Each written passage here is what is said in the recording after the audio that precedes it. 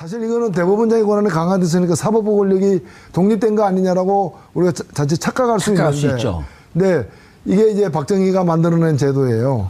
법관의 상소라는 수용하지만 판사 블랙리스트 추가 조사는 안 된다. 양승태 대법원장이 전국 법관 대표자 회의의 요구를 절반만 수용하는 꼼수로 배수진을 쳤습니다. 판사들이 성향과 동향을 감시하면서 아래로부터의 개혁, 민주법원을 꿈꾼다? 이건 모순 아닌가요? 축소하고 묻어두려 할수록 그에 반해 내부의 개혁의 에너지는 더 커지고 강해지고 있습니다. 어쨌든 상황이 어떻게 되는지 정리는 좀 해주셔야죠. 네.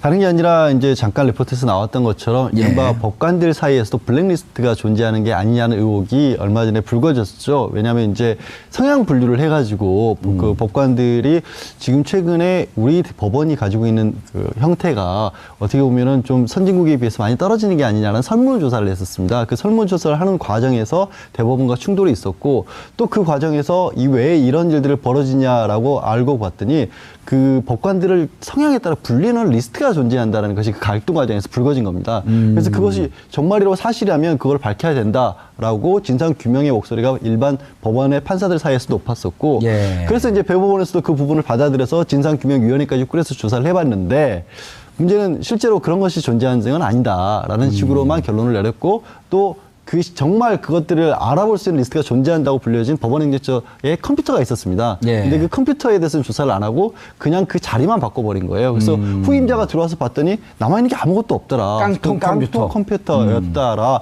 그러니 전임 그 판사가 썼던 제대로 된 컴퓨터를 조사해 봐야 되는 게 아니냐라는 요구까지 있었는데 그 요구는 받아들이지 않았고요. 그 과정에서 이제 판사들이 이른바 판사회의란 걸 개최를 했고 그 판사회의를 개최해서 이럴 것이 아니라 지금 법원행정처가 계속해서 이렇게 사람들 인사권, 판사들 인사권을 가지고 있으니까 그걸 가지고 이 판사들의 성향이라든가 이런 걸 분리해서 불이익도 주고 실제 중요한 법원의 판결에 대해서 관여하는 게 아니냐라는 의혹들을 제기하면서 일부 이럴 거에는 그런 견제하기 위해서 전국 법관들의 대표회의를 만들어야 된다. 그래서 우리 밑에서도 어떤 사법행정에 대해서 의견을 개진하자라는 목소리 하나 그리고 자 블랙리스트에 관해서는 진상규명위원회 규명된 게 없으니까 이 부분도 재조사를 하자라고 했는데 양승태 대법원장이 블랙리스트는 이미 진상규명위원회가 꾸려서 했다. 그러니까 이건 접어두고 법관들의 상설회의 자체, 회의 자체는 상설화로 하자. 이거를 받아들이겠다라고까지 지금 된 겁니다. 알겠습니다.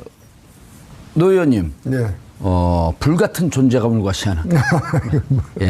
저 법관회의, 그러니까 그 법원의 저런 분위기가 양승태 대법원장이 들어오면서 6년 동안 차곡차곡 이렇게 켜켜이 쌓인 거 아닌가요? 네, 그렇습니다. 그 쌓인 게 지금 폭발하고 있는 거죠. 국민들은 이미 우리나라 사법체계에 대한 불신이 OECD 회원 국가 중에 제일 높을 정도로 지금 커져 있고 이제는 법관 내에서 법원 내에서조차도 또 다소 보수적인 그런 분위기 속에서도 지금 양승태 체제에서는 아무것도 이루어질 수 없다라는 그런 목소리가 지금 이 목미까지 온 거죠. 기본적으로 판사들은 좀 보수적이잖아요. 그렇습니다. 그럴 수밖에 없다고도 저는 생각되는데 그런 분들도 저 정도로 이제 지금 법관회의까지 소집해가지고 또 일부에서 양승태 대법원장 물러나라고 그냥 게시판에 글까지 올리고 익명 게시판에 그런 상황이라면 문제가 보통 심각한 게 아닌 거죠. 양승태 대법원장이 수용하는 듯하게 보이는데 사실은 저는 반쪽 수용이라 그러고 언론에 보도도 되는데 전면 거부라고 생각합니다. 왜냐하면 전면 거부. 그 반이라고 할 때 수용한 게 반은 된다고 하는데 그게 법관회의를 상설로 하는 걸 수용했다 그러는데 저분이 블랙리스트 사건 난 지 3개월입니다. 지금 3개월 만에 입을 열었거든요. 남은 임기가 3개월이에요. 그러면 상설화 하더라도 그 상설화는 자신이 떠난 뒤에 가동될 법관회의예요. 그러니까 자기하고 관계없다는 거예요. 그러니까 그건 받아도 받은 게 아니라는 것이고. 전면 거부다. 그다음에 블랙리스트 재조사를 거부했는데 이거 뭐 가면 거부한 논리가 이미 조사했지 않느냐라는 거예요. 예를 들면 이런 겁니다. 박근혜 대통령이 최순실, 정유라, 이병호에 대한 검찰의 수사가 못 믿어서 특검하자 그러니까 이미 조사했지 않느냐. 특검 필요 없다라고 거부하고 있는 상황하고 똑같은 상황입니다.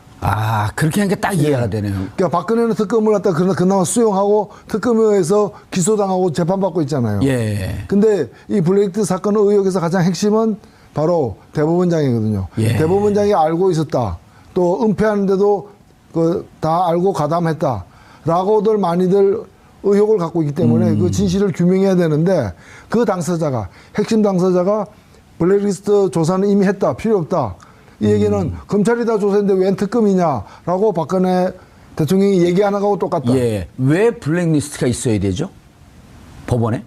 사실은 없어야죠. 없어야 되는데 그동안에 대법원장이 제왕적인 권력, 예. 그다음에 주로 인사권, 그다음에 전보권 예. 이런 걸 가지고 무기로다가 다스려 왔습니다. 뭘 다스렸느냐? 법관을 갖다 법관이라는 게 법과 양심에 따라서 재판해야 되는데 법과 양심보다 윗사람 눈치에 의해서 재판하도록 길들이는 거죠. 인사권을 보고 재판해야 하는. 그렇죠. 예, 그렇기 때문에 재판의 결과가 본인의 양심에 따라 하면 다른 재판 결과가 나올 수 있는데 예. 윗사람 눈치도 보다 보니까 양승태 대법원장이 좋아하는 판결은 무엇일까? 아하. 이제 이게 영향을 받는 거죠. 예. 영향을 받아서 그게 순응하다 보니까 이제 보수적인 판결, 상식에 반하는 판결들이 자꾸 이렇게 그러니까요. 나오는 거죠. 근데 멀쩡한 판사가 왜 저는 판결 내리느냐? 사실 그 뒤에는 이 그걸 다스리는 족쇄가 블랙리스트인 거죠. 예. 원래 그 전에 이영훈 대법관은 실질적으로 인사라면서 예측 가능한 보통 판사들은 네. 자리에 오게 되면 이게 승진 개념이 없기 때문에 지방법원이나 고등법원은 2심 재판하는 거고 지방법원은 1심 하는 건데 그걸 승진 개념이 없기 때문에 내가 다음에 어디 간다라고 하는 게 예측이 가능했다는 거 아니에요? 네네. 뭐, 그 이영훈 대법원장의 대법원 계획이 성공했다고 보기는 어렵습니다. 예. 시도하다가 이제 임기가 끝나버렸기 때문에. 그러나 그 이후에는 그 이전에 보기 어려운 그런 이제 우리 과거에 이제 촛불 집회 예. 그 한 사람들을 갖다가 이제 영장 발부한다거나 재판하는데 직접 지휘했던 사람이 나중에 대법관까지 되지 않았습니까? 예. 그로 인해서 사법 파동 비슷한 게 일어나기도 했었고요. 그렇죠. 예. 그런 것들이 점점 강화되어서 굳어지면서 여기까지 왔다는 거죠. 예. 양 변호사님. 예. 판사 출신이세요? 아닙니다. 근데 나도 모르게 양 판사라고 부르죠. 그러게요. 왜 그럴까요? 그러니까. 뭔가 제가 권위주의적으로 예. 비치셨을까요? 그럴 일 아니, 없는데. 이 상황이 좀 심각하지 않아요, 이게? 문제가 우리가 몇 있죠. 번 다루긴 했지만. 근데 정말 지금 그 의원님 말씀 들으니까 법관회의 한 번 열리게 지금까지 이제 형식적으로 3번 열렸어요. 2003년 한 번, 네. 2009년 한 번, 이번까지 했는데 진정으로 전체 이 법원을 대표하는 100명이 모인 건 최초라는 거 아니에요? 그렇습니다. 저 한 번 모이려면 1년, 2년씩 걸리는데. 판사들이 정말 우리 흔한 말로 범생이 중에 범생이들이죠. 연수원 내에서도 사법연수원에서도 판사들 친구들 보고는 야 정말 그 어떻게 보면 너무 폭이 좁은 게 아니냐 그런 삶을 살아야 되는 게 아니냐 지적을 할 정도고요. 예. 말씀하신 것처럼 그렇기 때문에 이 판사들이 움직인다라는 것은 대단한 사건이에요. 실제로는 움직인 것 자체로 사건이에요. 예. 오죽하면 움직였겠어요. 근데 이 블랙리스트라고 불린다는 것 자체가 지금 블랙리스트 관련해서 어제도 김기춘 전 비서실장, 조윤선 전 무체부 장관 재판받고 있잖아요. 구속 예. 상태에서.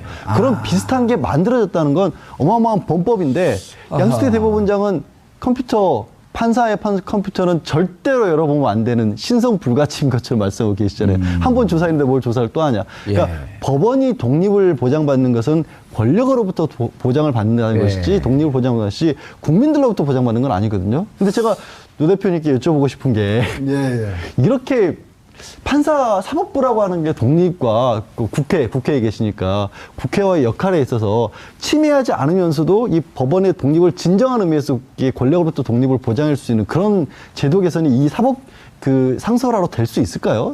법관회의 상설화만 가지고는 안 됩니다. 야, 어떻게 해야 돼요? 물론 저는 뭐 이 법원 내부의 어떤 그런 의사결정, 민주적인 의사결정이 상당히 중요하다고는 보지만은 그것만 가지고는 안 되고 일단은 현행 헌법에 의해서 우리 헌법이 재헌 헌법하고 지금 헌법이 다른 게 뭐냐면은 예. 그 지금 헌법은 대법원장이 모든 대법관의 재청권을 갖고 있어요.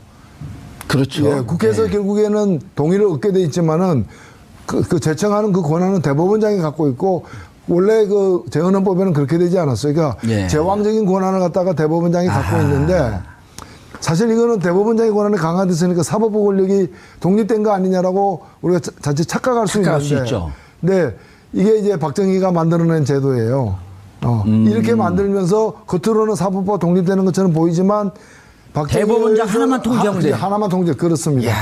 그래가지고 모든 대법관 제청할 때마다 청와대에다가 물어보고 제청하는 그런 방식으로 해서 사실상 대통령이 사법부를 장악한 그 방식을 지금도 갖고 있는 거예요. 민주적인 어떤 예를 들면은 대법원장하고 칼라가 다른 대통령이 이제 등장하면은 예. 대법원장은 나 몰라라 하면서 자기 원하는 사람을 갖다가 대통령 의사와 무관하기도 하겠지만은 예. 그런 과정에서 이 대법원장의 절대 권력이 모든 판사들이 또 진짜 이제 거기만 그렇죠. 쳐다보고 있겠네요. 거기만 쳐다보는 거죠. 그래야 내가 고등부장으로 승진하느냐 못하느냐, 예. 그러니까 별 하나 닿느냐 못하느냐는 뭐 필생의 한평생에 가장 중요한 일처럼 돼 있으니까요. 예. 그다음에 이번에 지방 근무했는데 다음에 수도권이나 뭐 서울로는 못 가나. 예. 이런 근무 이제 전보 발령 이 모든 권한을 그게 2년마다 한 번씩 이루어진단 말이죠. 그렇죠. 그걸 다 쥐고 있는데 이걸 갖다가 요걸 가지고 뭘 하느냐 결국에는 재판의 내용을 요리하는 거예요. 그걸 수뇌부의 어떤 정치적 필요와 판단에 따른 결과가 나오도록 하는 거죠. 그러니까 예. 이제 서울 예를 들면 지방법원의 수석 판사. 예. 라고 재판을 어느 재판을 누구한테 줄 것이냐. 이거 배당하는 권한을 가진 사람. 그다음에 요즘 우리가 많이 겪지만 영장. 예, 영장 전담 발부 판사. 어느 판사가 걸리는 에 따라서 이게 발부되기도 하고 발부 안 되기도 예. 하는. 그러고는 이제 승진 직전에 원스타 달기 직전에 있는 사람들을 갖다 그러니까 거기가 다 조요직이라 그러더라고요. 예. 승진하는 자리. 예, 그러니까 자기가 지금 수뇌부가 원하는 것에 어긋나게 영장 발부를 하거나 발부를 안 해가게 될 경우에는 자기 승진이 어려워질 거라는 딱 그런 지위에 놓인 사람을 거기다 배치를 하는 거예요. 아. 그런 식으로 해서 사실은 장악하고 요리하는 거죠. 그렇기 때문에 이걸 고치기 위해서는 예. 법관 상실화는 기본입니다. 기본이고요. 기본인데 대법원장이 갖고 있는 제왕적 권한을 좀 쪼갤 필요가 있어요. 재청권 이번에 제가 개헌특위에 있는데 예. 개헌특위위원회 다수는 여야를 막론하고 대법원장이 지금 독점하고 있는 재청권을 예. 회수해서 국회 등으로 분산시켜야 된다. 예. 아니면은 법관회의 같은 이런 데서도 이제 인사와 관련해 가지고 민주적으로 선출하고 추천할 수 있는 제도까지도 감안해야 된다. 강구해야 된다. 예. 이런 다양한 제도 개선 방안들이 나오고 있습니다. 예. 보니까 대법원장이 임명할 수 있는 자리가 네. 인사권을 갖고 있는 게 16,000개더라고요. 그래서 모두 다죠, 사실은. 모두 다더라고요. 그러니까 그 법원의 직원들 13,000명. 판사 3,000명. 3,000명. 그다음 무슨 선관위원도 이런 것도 다 재청권이 있더라고요. 헌법재판관 중에 3명. 3명. 예. 근데 3명이가 다 장관급, 차관급 아니에요. 그렇습니다. 그러니까 어마어마한 겁니다, 이게. 이걸 갖다가 한 사람이 틀어지면서. 예. 그러니까 이제 대법관들도 보면은 헌법재판소장은 예. 헌법재판관 중에 한 명이 소장이에요. 그렇죠. 근데 이제 대법원장은 대법관 중에 한 명이 아니고 대법관 위에 대법원장이 있어요. 아. 이게 이제 현재 소장하고 차이점인데 예. 더 높게 설정돼 있다. 그래서 이것도 낮추자. 오. 그래서 여기서도 호선해가지고 대법원장. 맞아요. 양승태 대법원장도 대법관 하다가 예. 2월에 그 임기를 다 마쳤고 그리고 9월인가에 대법원장으로 다시 임명이 됐거든요. 다시 임명됐죠. 2011년도에. 예. 그러니까 그 과정에서 그 임명권자인 대통령, 예. 대법원장 임명권자인 대통령하고 그 어떤 뭐 눈맞춤, 예. 뭐 입맞춤은 모르겠지만 하여튼 그런 게 얼마나 있었겠습니까? 예. 아니 그 2월에 그만두고 2월 말인가에 그만두고 이제 그 후임으로 이상훈 대법관이 들어갔잖아요. 네. 그만두고 로펌을 안 가고 저 해외 여행 가고 막 아무 일도 안 하더라고요. 가도록 예정돼 있었던 거고 예. 이 그 분이 그 대법관 되기 전에도 어떤 그 내부의 이런 문제 때 사법 파동 때문에 예. 잠시 한직으로 물러 있다가 바로 이제 대법관으로 못 가고 다시 이렇게 돌아와서 이렇게 몇 년 끝에 다시 대법관이 돼서 끝내 대법관이 되고 예. 마지막에 대법원장까지 되는 1년에 이제 이런 그래서 적폐입니다. 예. 정치 검찰 얘기할 때 검찰총장 법무부 장관이 인사권 즉 정권이 인사권을 갖고 있기 때문에 정권의 입맛에 맞는 정치 검찰을 양성하는 토양 자체를 만들어놨다. 예. 이렇게 얘기하고 있잖아요. 네. 그런데 그런 그거에 반해서 양심의 마지막 보루, 정의의 마지막 보루 법원은 정의와 양심에 따라서 재판할 수 있도록 거긴 독립수행 보장됐다 이렇게만 알고 있었잖아요. 과거에 그런 나쁜 정권들이 예.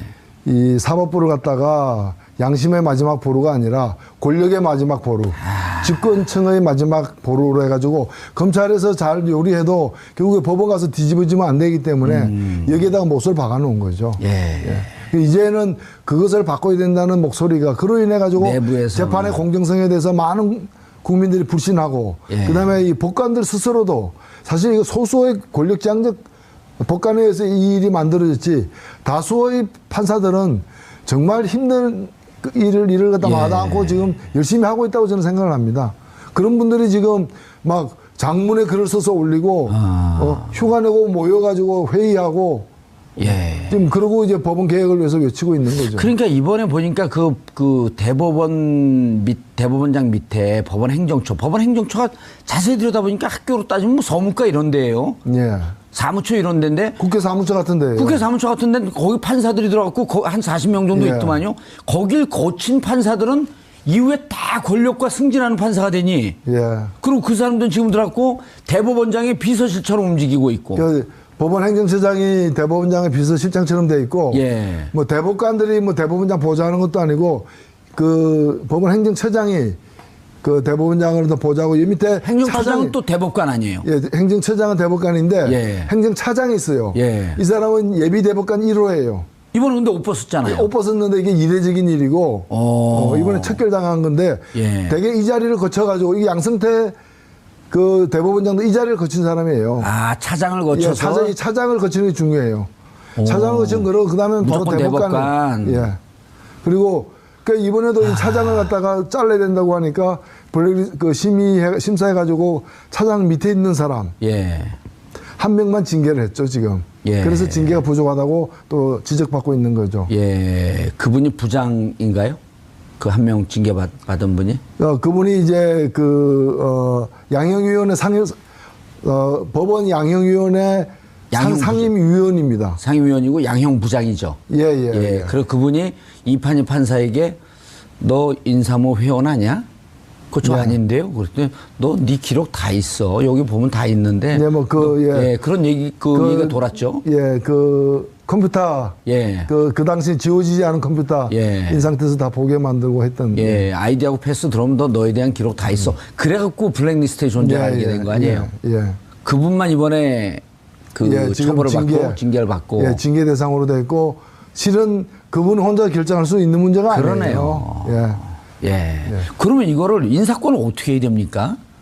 일단은 크게 두 가지 문제인데 대법관의 제청권을 대법원장으로부터 회수해서 분산하거나 달리 보내는 방법이 있고요. 또 하나는 뭔가 하면은 대법관의 제청권을 대법원장에서 회수해서 분산시키자. 또 하나. 그다음에 과거에 우리나라도 썼던 방식인데 이제 법관 인사위원회를 별도로 만들어 가지고 법원 내외의 인사들로 그 대법원장이 영향을 못 미치게끔 별도의 독립적인 기구를 만들어서 하는 방법이 있고요. 그다음에 또 그런 과정에서 이 법관들의 어떤 특히 고위직 이제 법원장이라거나 대법관이라거나 이런 어떤 인사를 갖다 정할 때는 이제 판사들의 의견도 이렇게 반영하는 그런 몇 가지 시스템이 있습니다. 지금 그 구체적 방법론에 대해서 개헌특위에서도 논의되고 있고 또 저도 뭐 토론회를 한번 개최한 바가 있는데 뭐 여러 지금 토론회가 자주 열리고 있습니다. 지금. 어쨌든 인사와 승진에 대해서 대법원장이 독점하고 있던 것을 분산시키자. 그리고 분산하는데 그냥 분산시켜서 뭐 또 다른 분한테 이렇게 갖다 주는 게 아니고 예측 가능한 위원회에서 충분히 토론하고 여기서 판사들의 견해도 받아들이고. 기본적으로 우리 그 양 변호사님도 잘 아시지만은 여기 판사 출신 아니래요, 근데. 이거 뭐 법조인이시니까 이 사법 선진국에서는 승진 개념이 사실 없습니다. 그러니까 그걸 묻는 거예요. 승진할까 말까 승진에 대한 걱정 없이 그냥 대부분의 판사들은 큰 보직을 맡는 그 일부 사람을 제외한 나머지들은 그냥 자기가 있는 지역에서 그 지방에서 평생을 판사하는 거예요. 그래서 판사를 인사지동시킬 때는 항상 그런 나라들은 보면은 본인의 동의가 필요해요. 본인의 동의 없이 어디에 못 보냅니다. 본인의 동의만 가지고 되는 건 아니지만 본인이 동의하지 않는 인사는 없게도 만들 정도로 그 보장을 해주는 거거든요. 이번 그 전주지방법원에서 1심 판사만 계속했는데 고등법원에 가고 2심 재판을 해야겠네요. 그러면 그 판사에게 고등법원에 가서 2심 재판할 의향이 있냐라고 하는 걸 먼저 물어야 된다는 거죠. 그러니까 그 바탕에는 뭔가 하면은 되게 한 곳에서 판사하면 끝까지 갑니다. 40년, 50년을 갖다가. 이제 그러면서 이 판사들이 뭔가 하면 이제 법리, 그다음에 법, 판결 뭐 이런 데만 치중하는 거죠. 무슨 출세니 뭐니 이런 거는 관계없는 거죠. 근데 그러니까 이제 지금은 지방법원에서 고등법원으로 옮겨가는 거를 출세 개념으로 보고 있는데 예. 이거를 그냥 이번에도 그 판사들 그 주장도 했잖아. 지방법원과 고등법원 인사를 이원화시키자. 예. 출세 개념으로 두지 말자. 그렇죠. 승진 개념으로. 그렇죠. 아니, 그러니까 우리나라 이제 올림픽 선수들도 예. 뭐 수영 선수다 그러면 예. 수영 기록에만 치중하도록 만들어야지. 예. 수영 선수인데 너 이번에 과장이지 다음엔 부장이고 뭐 너 이번에는 뭐 대구에 가 예. 울산에 가 뭐 서울로 와. 또 서울로 가기 위해서 막 로비하고 그게 아니잖아요. 그렇죠. 서울에서 수영하나 지방에서 수영하나 똑같은 수영인데. 그러니까요. 예, 그래서 그 사법제도의 그 풍토부터 바뀌어야 되겠죠. 그건 많은 시간을 요할 테고 예. 기본적으로 이 제왕적 분산된 그러니까 재판 결과를 왜곡시킬 우려가 있는 여러 제도들이 있죠. 제도들. 아하. 예. 그걸 고쳐야 되는 거예요. 뭐 예. 대법원장 권력이 많아가지고 우리가 배 아픈 게 아니잖아요. 그게 나쁜 재판 결과를 예. 만들어내고 공정하지 못한 사법행정을 만들어내니까 예. 그게 그래서 바꿔야 된다는 거죠. 그렇게 되면 뭐 전관예우 이런 것도 좀 없어지지 않을까요? 그렇죠. 그러니까 사실 정관예우는 창피한 얘기죠. 아, 창피해요. 근데 너무나 당연하게, 예. 당연하게 그 이제 좀, 이름을 좀 쌓고 이제 그 직급을 쌓은 뒤에 이제 나중에 퇴직해가지고 돈 더 많이 받자는 거고, 대법관 정도 그 나오면 대법관 그만두고 변호사 개업한 사람들은 그냥 전화 한 통화, 법정에 나가지도 않고 전화별로 전화 한 통화에 너 잘 있어요 요새? 예. 안부 정도 물고 한 통화에 5천만 원. 이 말이 되는 얘기예요? 그 요즘에는 대법관 출신들도 이제 점점 개업을 안 하는 분위기로 가고는 있습니다만은 얼마 전까지도 그렇게 했거든요. 그러니까 양심적으로 대법원장 될지 몰라가지고 양심적으로 사건도 골라 맡은 예. 그리고 이제 모든 걸 국세청에 다 신고한 예. 탈세 안 하려고 그렇게 양심적으로 한 분들이 1년에 한 20억씩 벌고 양심적으로 한 사람들이 매우 양심적으로 하면 한 20억 정도 버는. 예. 좀 덜 양심적으로 하면. 그건 이제 모르죠. 이제 어떻게 공이 몇 개가 더 붙는지도 모르고. 아니 이건 뭐 청문회에서 나왔던 일이니까. 예. 양 변호사님, 저렇게 법원의 분위기가 바뀌고 독립적 재판을 하게 되면 변호사들은 좀 유리해지겠네요. 유리하다기보다는 이제 공정한 경쟁을 좀 할 수가 편해지잖아요, 있는 진짜. 그렇죠. 네. 과정은 눈치 봐야 될 필요가 없고 그리고 변호사가 중요합니까 사실 변호사가 중요한 게 아니라 국민들이 여기저기 찾아다니면서 누구 연줄이 있나 아는 판사 없나 동기 예. 없나 이런 거에 신경 쓰지 않는 게 더 중요하죠. 근데 그렇죠. 진짜 걱정이 그래 행정법원이나 이런 데가 검찰도 마찬가지인데 엘리트주의라는 거 있잖아요. 예. 왜 행정하고 이 전문성하고 그게 안 나눠지냐면 우리를 감히 누가 감독해 이런 의식들이 있거든요. 그거 어떻게 깨야 될까요? 그거 참 아니, 그 의원님, 예. 긴급 질문.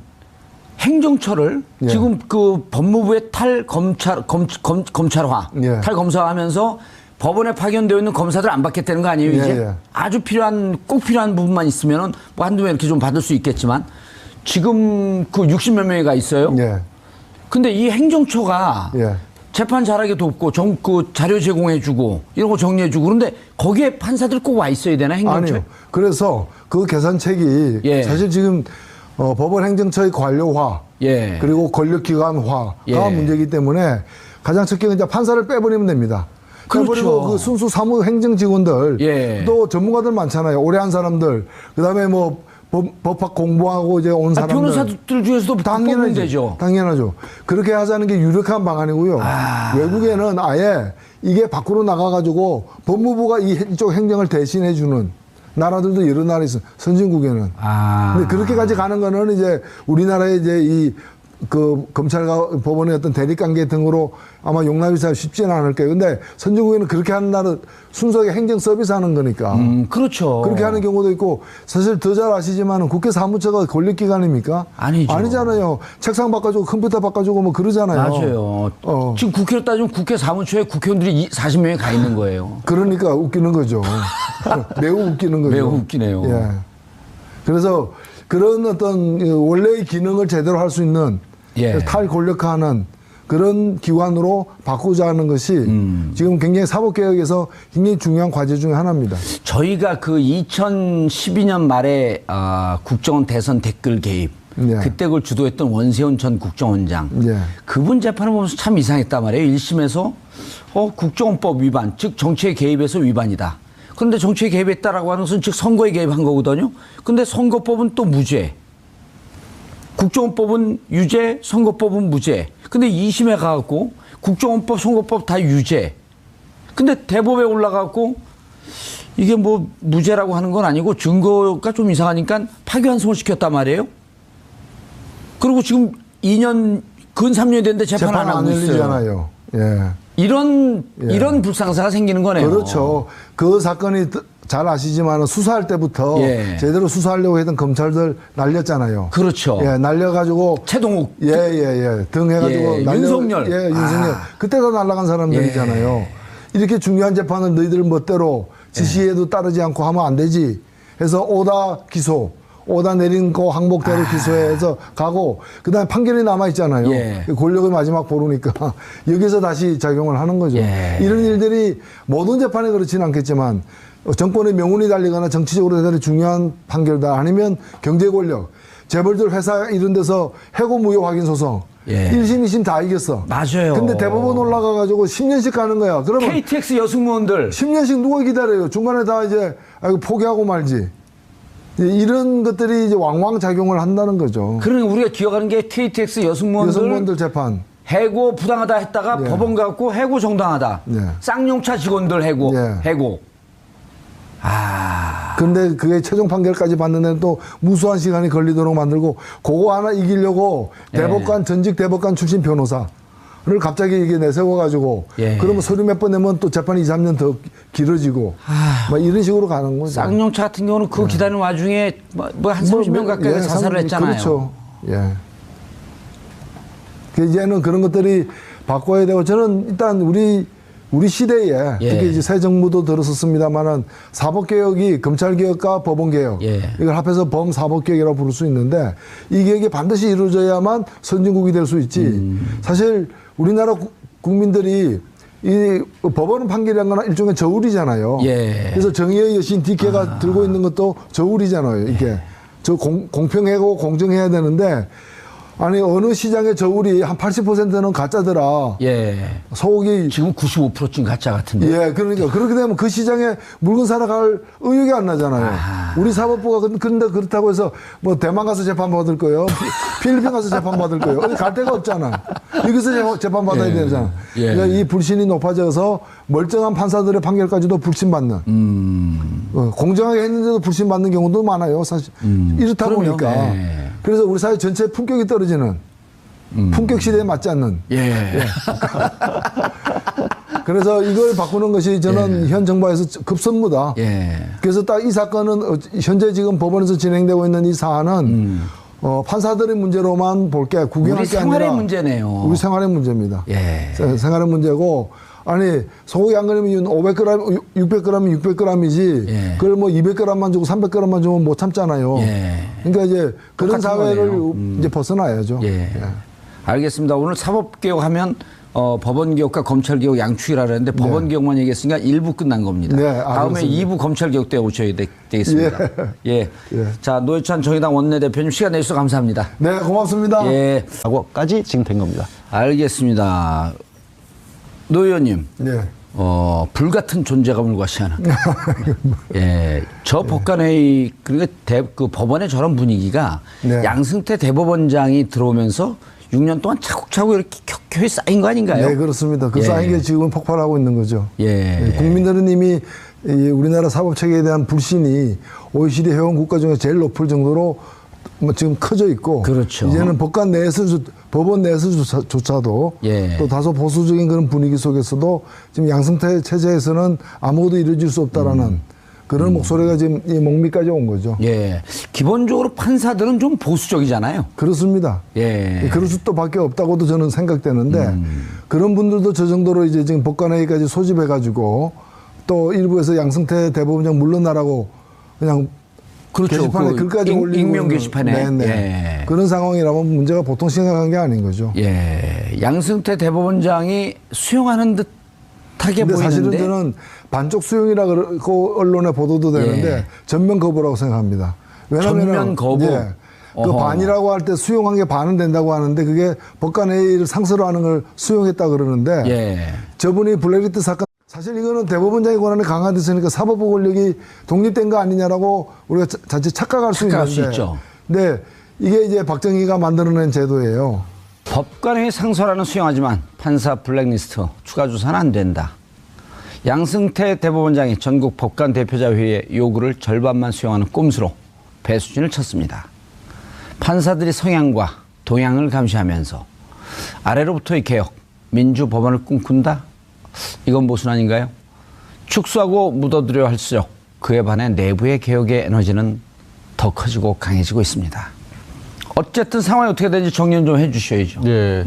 다른 게 아니라 이제 잠깐 리포트에서 나왔던 것처럼 이른바 법관들 사이에서도 블랙리스트가 존재하는 게 아니냐는 의혹이 얼마 전에 불거졌죠. 왜냐하면 이제 성향 분류를 해가지고 그 법관들이 지금 최근에 우리 법원이 가지고 있는 그 형태가 어떻게 보면은 좀 선진국에 비해서 많이 떨어지는 게 아니냐는 설문조사를 했었습니다. 그 설문조사를 하는 과정에서 대법원과 충돌이 있었고 또 그 과정에서 이 왜 이런 일들을 벌어지냐라고 알고 봤더니 그 법관들을 성향에 따라 분리하는 리스트가 존재한다는 것이 그 갈등 과정에서 불거진 겁니다. 그래서 그것이 정말이라고 사실이라면 그걸 밝혀야 된다라고 진상 규명의 목소리가 일반 법원의 판사들 사이에서 높았었고, 그래서 이제 배법원에서도 그 부분을 받아들여서 진상 규명위원회까지 꾸려서 조사를 해봤는데 문제는 실제로 그런 것이 존재하는 건 아니다라는 식으로만 결론을 내렸고 또.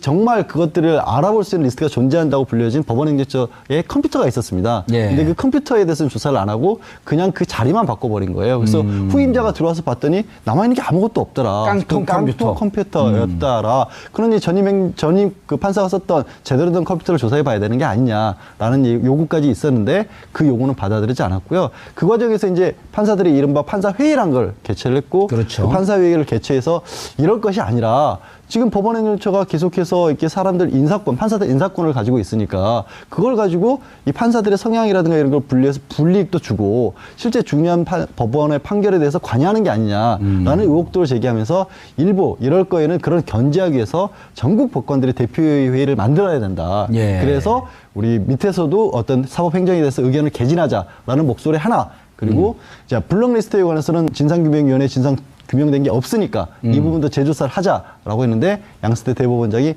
블랙리스트는 이미 진상규명위원회가 꾸려서 했다. 그러니까 이건 접어두고 법관들의 상설회의 회의 자체는 상설화로 하자. 이거를 받아들이겠다. 난 지 3개월입니다. 지금 3개월 만에 입을 열었거든요. 남은 임기가 3개월이에요.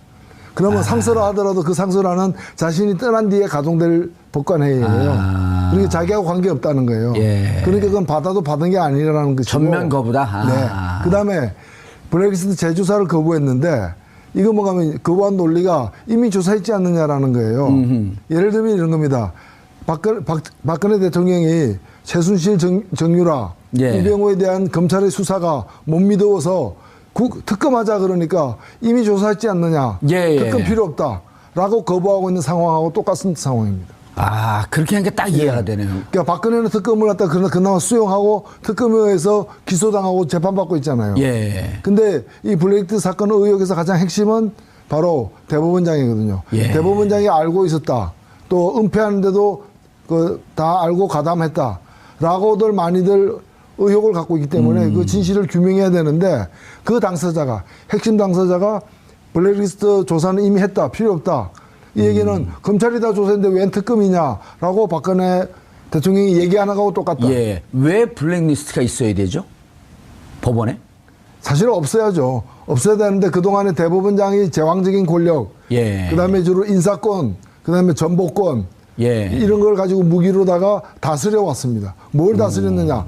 법관을 갖다 법관이라는 게 법과 양심에 따라서 재판해야 되는데 법과 양심보다 윗사람 눈치에 의해서 재판하도록 길들이는 거죠. 인사권을 보고 재판해야 하는. 그렇죠. 그렇기 때문에 재판의 결과가 본인의 양심에 따라 하면 다른 재판 결과가 나올 수 있는데 윗사람 눈치도 보다 보니까 양승태 대법원장이 좋아하는 판결은 무엇일까? 이제 이게 영향을 받는 거죠.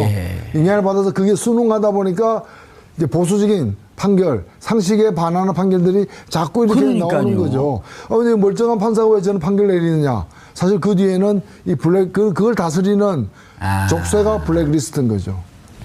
원래 그 전에 이영훈 대법관은 실질적으로 인사라면서 예측 가능한 보통 판사들은 자리에 오게 되면 이게 승진 개념이 없기 때문에 지방법원이나 고등법원은 2심 재판하는 거고 지방법원은 1심 하는 건데 그걸 승진 개념이 없기 때문에 내가 다음에 어디 간다라고 하는 게 예측이 가능했다는 거 아니에요? 네네. 뭐 그 이영훈 대법원장의 대법원 계획이 성공했다고 보기는 어렵습니다. 시도하다가 이제 임기가 끝나버리니까.